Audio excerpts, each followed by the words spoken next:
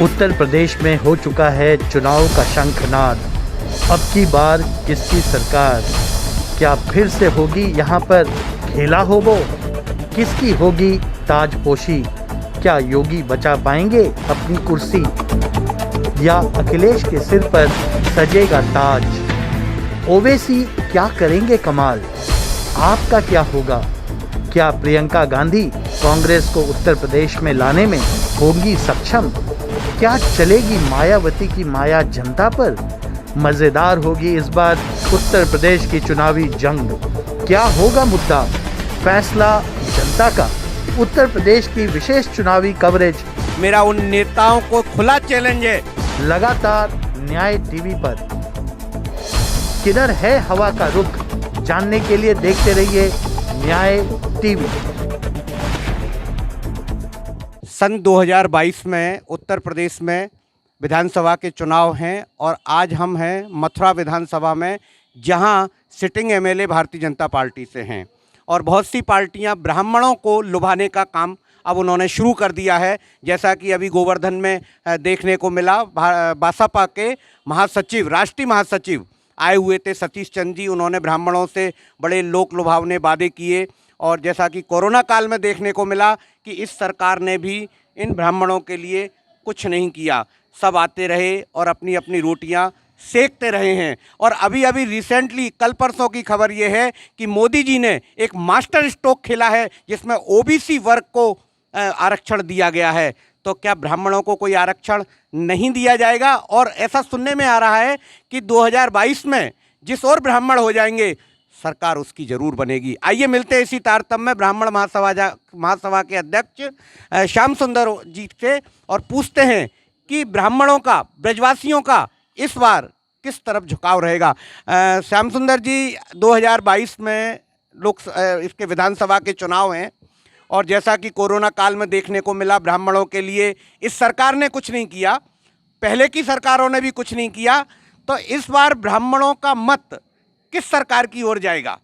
देखिए, एक सबसे बड़ी चीज़ है, इस पर सारे ब्राह्मण समाज बैठकर विचार करेंगे, क्योंकि आने वाला चुनाव ब्राह्मण समाज के लिए जीवन मरण का भी प्रश्न है।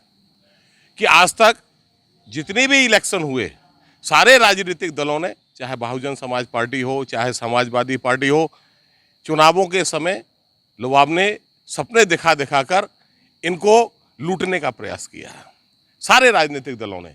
और जब समय आता है तो यही ब्राह्मण समाज को एक तरफ भुला दिया जाता है।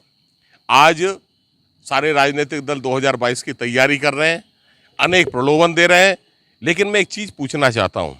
बहन मायावती ने कहा कि हमारे साथ यदि 13% ब्राह्मण हो जाएं, तो क्या मायावती जी ने कभी एक बार प्रश्न उठाने का प्रयास किया कि आर्थिक स्थिति ब्राह्मण समाज में भी 70% लोग ऐसे हैं, 80% लोग ऐसे हैं जिनकी आर्थिक स्थिति सामान्य से बहुत कम है। कभी उन्होंने सोचा है कि इस पूरे देश में जब जिस समय आरक्षण की बात आती है तो ये लोग जातिगत आधार पर आरक्षण क्यों मांगते हैं? नहीं, अभी अभी देखने को मिला है मोदी जी ने ओबीसी वर्ग के लिए आरक्षण की घोषणा की है। जब सारी पार्टियां ब्राह्मणों को लुभाने में लगी हुई हैं तो भारतीय जनता पार्टी इससे पीछे क्यों है? क्यों ब्राह्मणों के लिए कोई घोषणा नहीं करती ये पार्टी? यही मेरे कहने का मतलब है। मैं ये चाहता हूं सारे ब्राह्मणों को ये सोचना चाहिए कि पूरे देश में ब्राह्मण सर्व हित सुखाय के रास्ते, सर्वजन हिताय सर्वजन सुखाय के नारे को लेकर चलता है कि सारे समाज के लोग सब सुखी रहें। तो ब्राह्मण तो यही चाहता है कि पूरे देश में जातिगत आरक्षण को समाप्त करते हुए पूरे देश में आर्थिक आधार पर आरक्षण होना चाहिए। क्योंकि प्रत्येक समाज में, चाहे वो दलित समाज हो, ओबीसी समाज हो, चाहे ब्राह्मण समाज हो, सवर्ण समाज हो, हर जाति में गरीब आदमी का कोई सुनने वाला नहीं है। इसीलिए आर्थिक आधार पर आरक्षण की ब्राह्मण समाज के हमारे जितने पदाधिकारी हैं, मैं तो उनसे सबसे कहूंगा कि पूरे देश में सारे समाजों के लिए आर्थिक आधार पर आरक्षण की मांग करते हैं। और जब तक ये इलेक्शन में 2022 में जो घोषणा नहीं करेगा कि यदि हम आर्थिक आधार पर आरक्षण करेंगे, मायावती यदि चाहती हैं कि मेरे साथ 13% ब्राह्मण आए, तो आप सबसे पहले आर्थिक आधार पर घोषणा कीजिए, हम उसके अपनी साथ देने के लिए तैयार हैं। अच्छा, हमारे साथ अभी और जुड़ गए हैं निवर्तमान अध्यक्ष ब्रज तीर्थ पुरोहित समाज से और नंदकिशोर पाठक जी। आइए उनसे भी जानते हैं कि इस 2022 के चुनाव में ब्राह्मण समाज की क्या भूमिका रहेगी। पाठक जी, 2022 में विधानसभा के चुनाव हैं, तो हम आपसे जानना चाहते हैं कि इस चुनाव में ब्राह्मणों की क्या भूमिका रहेगी और इस सरकार ने ब्राह्मणों के लिए क्या काम किए। क्या ब्राह्मण वर्ग इस सरकार से संतुष्ट है? मेरा ये मत है कि आज जो 22 के चुनाव के बारे में आपने पूछा, 22 के चुनाव में सारे ब्राह्मणों को अब सोचना चाहिए कौन सा दल ऐसा है जो कि हमारा हितों का सुरक्षा करता है। ये देख के ही करना चाहिए, क्योंकि जितनी सरकारें आईं उन्होंने ब्राह्मणों का शोषण ही किया। किसी सरकार ने ब्राह्मणों को, ये मायावती जी कह रही हैं, मायावती जी पहले शासन में नहीं थी क्या? पहले भी उन्होंने उस समय क्या किया? केवल एक सतीश चंद्र मिश्रा जी को लेकर के कोई बना दो। नहीं, अब इस समय तो वो वादा कर रहे हैं कि हम ब्राह्मणों के उत्थान के लिए काम करेंगे, लेकिन जो वर्तमान में सरकार है उसने अभी अभी ओबीसी वर्ग के लिए आरक्षण की घोषणा की है, तो क्या ब्राह्मण जो आर्थिक रूप से पिछड़े हुए हैं उनके लिए सरकार को घोषणा नहीं करना चाहिए थी? करनी चाहिए, बिल्कुल करनी चाहिए। मैं कह रहा हूँ बिल्कुल करनी चाहिए ब्राह्मणों को। क्यों? मैं तो ये कहता हूँ कि आरक्षण ही खत्म करना चाहिए। जैसे कि मेरे नए अध्यक्ष ने बताया कि आर्थिक रूप में ही उनको आरक्षण देना चाहिए, लेकिन ऐसा नहीं होता है ना, तो सबसे पहले ब्राह्मणों को भी आरक्षण देना चाहिए।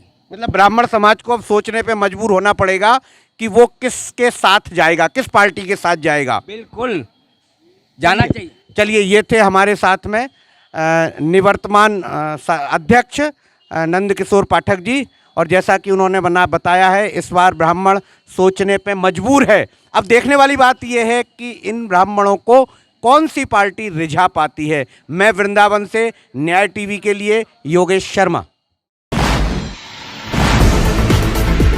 उत्तर प्रदेश में हो चुका है चुनाव का शंखनाद। अब की बार किसकी सरकार? क्या फिर से होगी यहाँ पर खेला हो वो? किसकी होगी ताजपोशी? क्या योगी बचा पाएंगे अपनी कुर्सी, या अखिलेश के सिर पर सजेगा ताज? ओवैसी क्या करेंगे कमाल? आपका क्या होगा? क्या प्रियंका गांधी कांग्रेस को उत्तर प्रदेश में लाने में होंगी सक्षम? क्या चलेगी मायावती की माया जनता पर? मजेदार होगी इस बार उत्तर प्रदेश की चुनावी जंग। क्या होगा मुद्दा? फैसला जनता का।